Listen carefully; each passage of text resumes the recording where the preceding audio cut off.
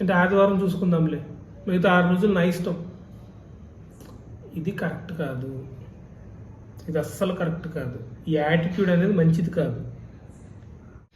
So వాక్యం ఎప్పుడైనా చదువుతున్నప్పుడు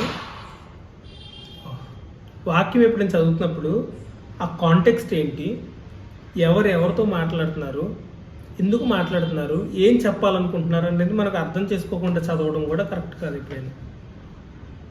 సో ఒక పర్పస్ ఉంటుంది, ప్రతి వర్డ్కి ఒక పర్పస్ ఉంటుంది, ప్రతి వచనానికి ఒక పర్పస్, దానికి ఒక మీనింగ్ ఉంటుంది, రాసిన ఒక కాంటెక్స్ట్ ఉంటుంది. ఎక్కడి నుండి రాస్తున్నారు, ఏ పరిస్థితిలో నుండి రాశారు, ఏ పరిస్థితిలో ఉన్నవారికి రాశారు, డైరెక్ట్ ఆడియన్స్ ఎవరు, వాళ్ళకి ఎలా అర్థమవుతుంది, అక్కడ ఉన్న పరిస్థితులు ఏంటి, ఇవన్నీ అర్థం కాకుండా ఒక వచనం మనకు అర్థం కాదు.